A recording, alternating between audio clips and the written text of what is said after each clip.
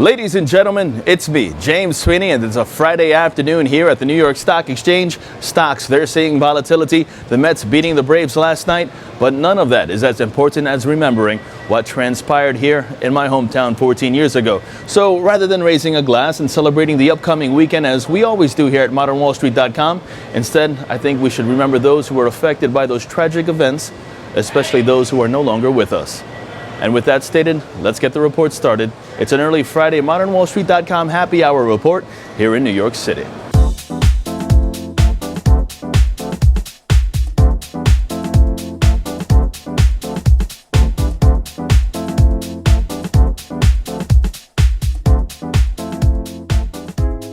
The U.S. stocks continuing to trade lower this Friday afternoon, pressured by a slide in oil prices and uncertainty ahead of the key Federal Reserve meeting next week. Investors still mixed over whether the Federal Reserve will raise rates at its meeting next Wednesday and Thursday. At the same time, stocks today hitting session lows after September consumer sentiment figures came in 85.7. That's the lowest read since September 2014 and also below expectations of 91.2. The final read for August came in 91.9. At the same time, the producer price index for August coming in unchanged, just beating expectations, calling for a 0.1% decline. Now, oil prices we also have to discuss after Goldman Sachs became the latest bank to cut price forecast. Crude oil futures falling more than 3% to just around $44.50 a barrel this afternoon. Gold futures down more than $10 to $10.9920 a troy ounce. And the U.S. dollar trading mildly higher with the euro creeping up towards $1.13 this afternoon.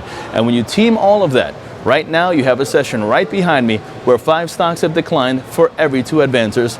That's right at the New York Stock Exchange. Let's now take a look to see how the markets are shaping up to close out not just this session, but this abbreviated trading week as well.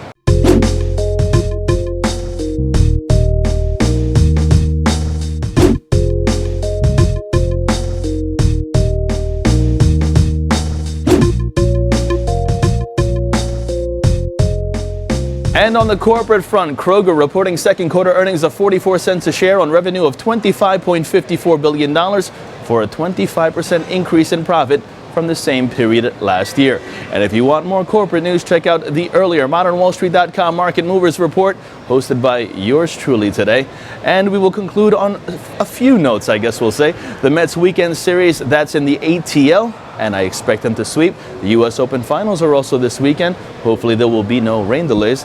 And perhaps some advice from yours truly today, this weekend.